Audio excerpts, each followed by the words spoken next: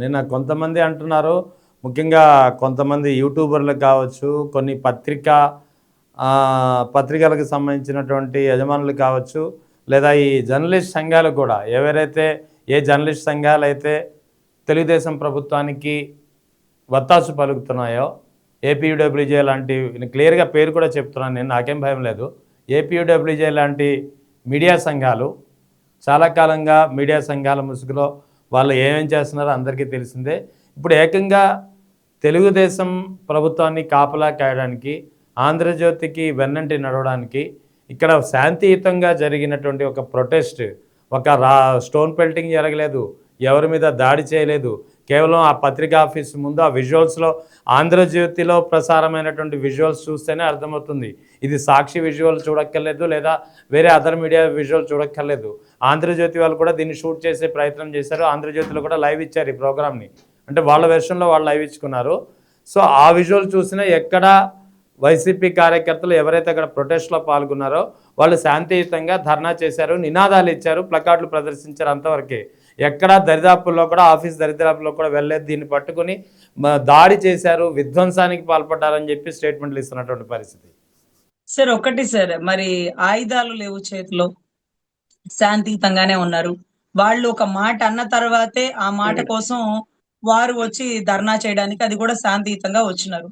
మరి ఆయుధాలు పట్టి ఆరకుండా, ఒక మంటని ఆరకుండా 7 గంటలు నిరంతరం దాడి చేసినటువంటి అంబటి రాంబాబు గారి ఇంటి మీద జరిగింది దాడి అంటారా, ధర్నా అంటారా, శాంతియుత సంఘీభావాలు అంటారా, లేకపోతే ఆయన నుంచి సారీ ఎక్స్పెక్ట్ చేయడం కోసం వస్తూ కుండీలు పగిలిపోయినాయి, కార్లు తగలబడిపోయినాయి, అద్దాలు పగిలిపోయినాయి, నిప్పులు పెట్టేసినాము అని మాట్లాడతారా? ఎంత దారుణం అంటే అసలు. పోనీలేండి, ప్రభుత్వం వచ్చింది కాబట్టి మాకు ఇంత ధైర్యం వచ్చింది. ప్రభుత్వం లేకపోతే మేము పంచాయతీ ఎన్నికల్లో కూడా బయటికి రామండి. మేము కర్రలు కాదు కదా, షర్టు ఇస్త్రీ కూడా చేసుకొని బయటికి రామండి. ఎందుకు ఇస్త్రీ దండగా? పని ఉంటే బయటకు వస్తాం, పని లేకపోతే ఇస్త్రీ ఎందుకు, బయటికి రావడం ఎందుకు? పంచాయతీ ఎన్నికల్లో కర్రలు పట్టుకొని పైల్వాన్లు బయటకు వచ్చి వైసీపీకి ఎదురుగా పోటీ చేసి ఉండాల్సింది.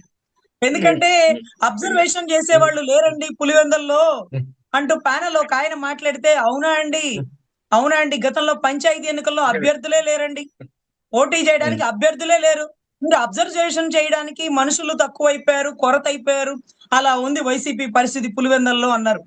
అదే పులివెందల్లో అదే బీటెక్ రవి గారితో ఒకసారి మాట్లాడండి. జగన్ గారి గురించి రాష్ట్రం అంతా అక్కడక్కడ వాళ్ళతో మాట్లాడిస్తున్నారే, బీటెక్ రవి గారితో ఒక స్టేట్మెంట్ ఇవ్వమనండి. బీటెక్ రవి గారికి తెలుసు కదా పులివెందల ఆయన వర్గంలో ఎలా ఉంది, వాళ్ళ నాన్నగారి టైంలో ఎలా ఉంది, పులివెందల మెడికల్ కాలేజ్ ఎలా ఉంది, పులివెందల అసలు రోడ్లు ఎలా ఉన్నాయి, మున్సిపాలిటీ ఎలా ఉంది, పంచాయతీలు ఎలా ఉన్నాయి, ఇవన్నీ కూడా బీటెక్ రవి గారికి తెలుసు కదా. అసలు జగన్ గారి గురించి మాట్లాడడానికి ఒక మైక్ ఇచ్చిన ధైర్యం చేయగలరా? ఆయన తలుచుకుంటే ఎలా ఉంటది అనేది బీటెక్ రవి గారి కంటే మించిన వారు ఎవరన్నా ఉన్నారా?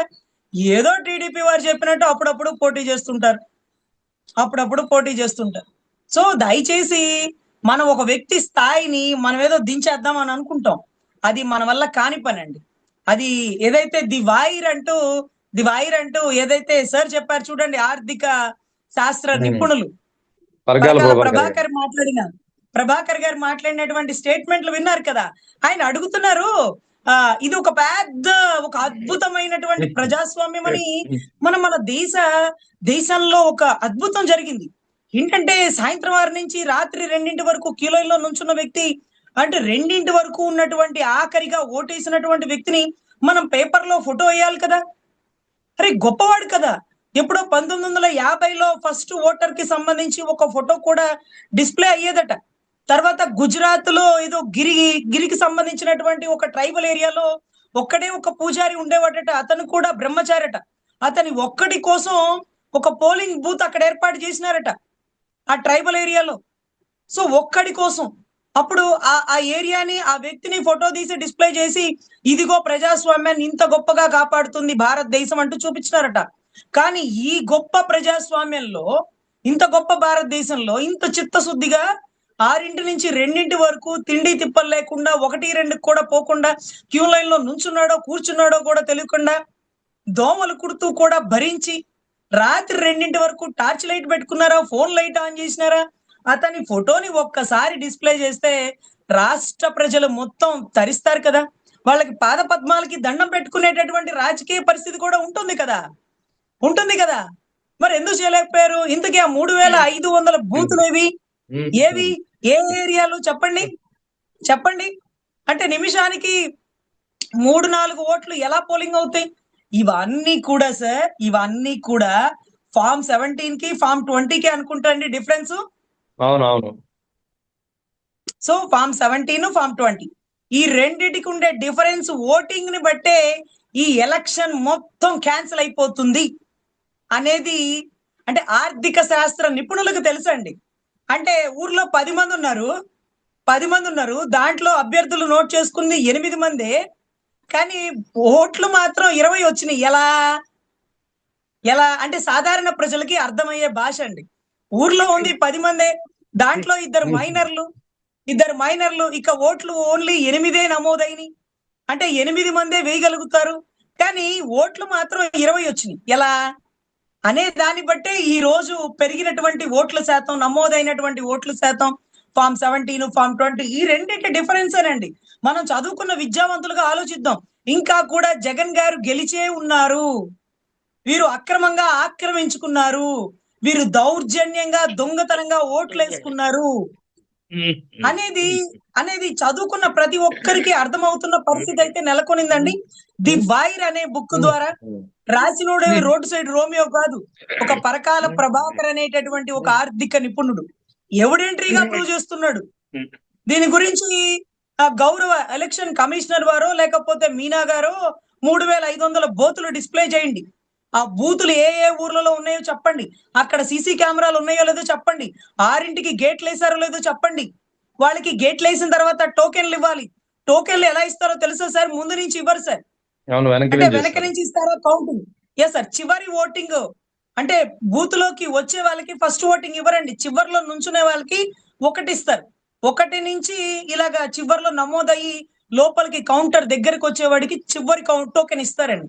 దాన్ని బట్టి ఇక 5 ఉన్నాయి, ఇక 6 ఉన్నాయని వాళ్ళకి తెలుస్తుందండి. అంటే క్లోజింగ్ వచ్చేసింది, ఇంకొక 15వ నెంబర్ వచ్చింది, దీని తర్వాత 14 వచ్చింది, దీని తర్వాత 13 వచ్చింది, అట్లా చివరికి 1 వచ్చింది సార్. ఆ 1 వచ్చే వరకు ఆ బూత్ లో ఉన్నటువంటి అధికారులు గాని, అక్కడ ఉండేటటువంటి వాళ్ళు గాని, వాళ్ళందరి సీసీ ఫుటేజ్ ఉండాలి సార్, వాళ్ళందరి ఫోటో క్లియర్ గా డిస్ప్లే చేయాలి సార్. ఇలా ఎప్పుడు జరగలేదు సార్, ఏ రాష్ట్రంలో కూడా జరగలేదు సార్.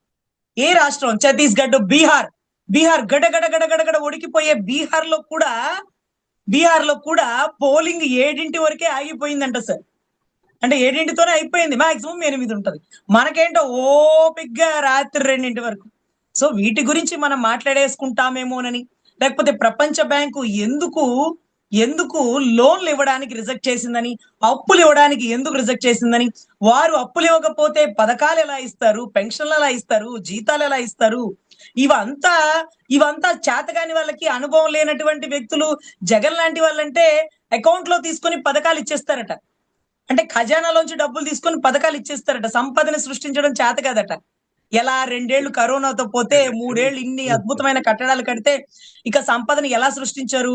కానీ ఒక వ్యక్తిని నమ్మి ప్రపంచ బ్యాంకు లోన్లు ఇచ్చింది, అప్పులు ఇచ్చింది. కానీ మీరు అమరావతిని తాకట్టు పెట్టి అప్పులు తెచ్చినారు. అది కూడా 5 ఏళ్లలో తేవాల్సిన అప్పుని 20 నెలల్లో తెచ్చేసినారు. ఇంక ఇవ్వకండి సార్, వచ్చేది మా ప్రభుత్వం, మేము ఈ అప్పుల్ని తాళలేము, ఈ అప్పుల్ని భరించలేము, మేము తిరిగి కట్టలేము, ఇక చాలా అయిపోయింది, స్లాబ్ రేట్ అయిపోయింది, ఇంకేమన్నా ఉంటే తాకట్టు పెట్టి తెచ్చుకోమనండి. ఏమన్నా ఉన్నాయా? హెరిటేజ్ ఏమన్నా తాకట్టు పెడతారా? అలాగా పెడతారా? అది వాళ్ళ భార్య వాళ్ళ కోడలిది, వాళ్ళు ఎందుకు ఇస్తారు? సో తాకట్టు పెట్టి రాష్ట్రంలో మరి పథకాలు ఎలా ఇస్తారు, జీతాలు ఎలా ఇస్తారు, పెన్షన్లు ఎలా ఇస్తారు, రోడ్లు ఎలా వేపిస్తారు? ఇవన్నీ కూడా ఆశ్చర్యం అండి. సో మనం ఎక్కడ వీటి గురించి మాట్లాడేసుకుంటామో, మావిగన్ అని ఎక్కడ మాట్లాడేసుకుంటామో, అమరావతి వచ్చే వర్షాకాలంలో ఎలా ఉంటుందో చూపిస్తాము. ఇన్ని కట్టడాలకి స్క్వేర్ ఫీట్ కి 8,000 9,000 డిఫరెన్స్ ఎందుకు చూపిస్తున్నారు? ఈ 8,000 9,000 ఏ కాంట్రాక్టర్ అకౌంట్లకి వెళ్ళిపోతారు? ఏ కాంట్రాక్టర్లు ఏ ఎంపీల బినామీలో? ఇవన్నీ కూడా వెలుగులోకి రావాలి సార్. ఖజానా మొత్తం గండి కొట్టేస్తున్నారు. సో రాష్ట్ర ప్రజలు రాధాకృష్ణ గారి మాటలకి తిరగబడాల్సింది ఆంధ్రాలో, ఉద్యమం చేయాల్సింది మహిళలతో, కలవాల్సింది హోంశాఖ మంత్రితో, మహిళా కమిషన్ చైర్పర్సన్ తో. ఏబిఎన్ ఆఫీసులకు వెళ్ళబడలా. ఏబిఎన్ ఆఫీసులకి ఎమ్మెల్యే మగవాళ్ళైనటువంటి కొంతమంది కార్యకర్తలు వెళ్ళబడలా. తిరగబడాల్సింది, ఉద్యమం చేయాల్సింది ఆంధ్రాలో. వైసీపీ కార్యకర్తలు ఉనింది ఆంధ్రాలో. వైసీపీకి వెన్నుముక లేదన్న స్టేట్మెంట్ ఇచ్చింది ఆంధ్రాకి సంబంధించినటువంటి మగవాళ్ళని. ఆడబిడ్డల్ని చెల్లెళ్ళుగా, అంటే భార్యలని చెల్లెళ్ళుగా భావించి పెళ్లిళ్ళు చేసి ఇంకొక మగవాళ్ళ దగ్గరికి భర్తలు పంపించేస్తారనమాట. ఇంత స్టేట్మెంట్ ఇచ్చిన మహిళా కమిషన్ చైర్పర్సన్ గారు మరి ఏం చేస్తున్నారో, ఇంకా ఆవిడకి ఫోన్ కాల్ రాలేదేమో, పైన సీఎం గారి నుంచో డిప్యూటీ సీఎం గారి నుంచో ఏం చేయాలనో.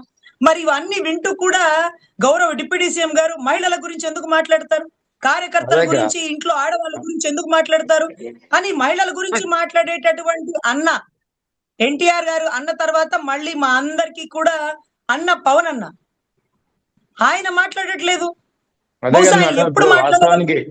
వాస్తవానికి రాష్ట్రంలో గత కొద్ది రోజులుగా, కొద్ది కాలంగా చాలా తీవ్రమైనటువంటి పరిణామాలు జరుగుతున్నాయి. మహిళలకు సంబంధించినటువంటి మహిళలపై ఆకృత్యాలు, దాడులు జరుగుతున్నాయి. అది రైల్వే కోడూరు ఎమ్మెల్యే వ్యవహారం కావచ్చు, వినుత కోట వ్యవహారం కావచ్చు, ఇలా మరో చాలా రకాల వ్యవహారాలు బయటకు వస్తున్నాయి, రాసలీలలో బయటకు వస్తున్నాయి.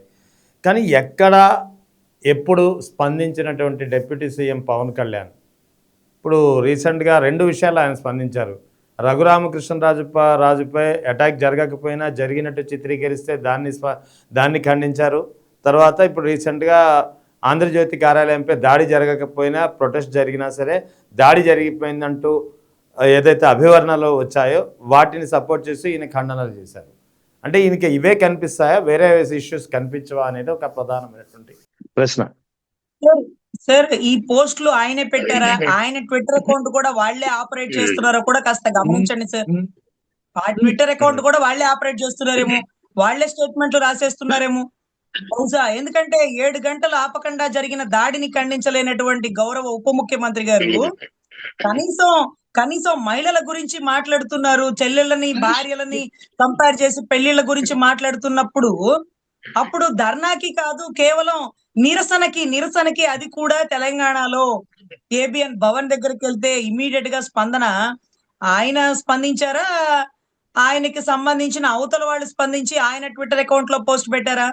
ఫర్ సపోజ్ వినూత కోట గురించి మనం మాట్లాడుకుందాం సార్. వినూత కోటకి సంబంధించి ఆ అమ్మాయి పాపం ఎక్కడో యుఎస్ లో భార్య భర్త ఇద్దరు ఉద్యోగస్తులు సార్. వినూత కోట తండ్రి వైసీపీలో ఒక కీలక నేత సార్. వినూత కోట వాళ్ళ మామ, అంటే ఎవరైతే భర్త చంద్రబాబు గారి తండ్రి, టీడీపీలో ఒక కీలక నేత సార్. వినూత గారి భర్త ఎవరైతే చంద్రబాబు గారు ఉన్నారో 2013-14లో ప్లానింగ్ కమిటీలో అతను సిబిఎన్ గారి, చంద్రబాబు గారి ప్లానింగ్ కమిటీలో అతను నెంబర్ సార్. కానీ ఈ 2 పార్టీలను వదిలి నవతరాన్ని ముందుకు తీసుకొస్తూ యువరక్తాన్ని ఉప్పొంగించేలాగా ఆయన సిద్ధాంతాలు, ఆయన మాటలు, ఆయన చెగువీరవి, ఆయన స్లోగన్స్, ఇదిగో సముద్రం పొంగిపోతుంది, వరదొచ్చి మునిగిపోతుంది అనేటటువంటి కొన్ని భారీ డైలాగులతో యువత ముందుకు వచ్చినారు సార్. రబ్బర్ చెప్పులు రాజకీయం అంటూ వాళ్ళేం రబ్బర్ చెప్పుల వాళ్ళేం కాదు సార్, చాలా కోటీశ్వర్లే, ఎలక్షన్ కి పెట్టుకోగల డబ్బు గల్ల వాళ్లే. సో 2019 ఎలక్షన్ లో ఎమ్మెల్యేగా అభ్యర్థి అయినటువంటి వినూత కోట, ఆవిడ దగ్గర పనిచేసే తన సోదరుడు లాంటి ఒక వ్యక్తి అక్క అని మాట్లాడతాడు సార్. అతను ఏదైతే బొజ్జుల సుధీర్ గారి దగ్గర నుంచి డబ్బులు తీసుకుంటున్నట్టుగా ఫోన్ పే ఎవిడెంటరీ ఉంది సార్. వాళ్ళ ఇంటికి వెళ్ళిన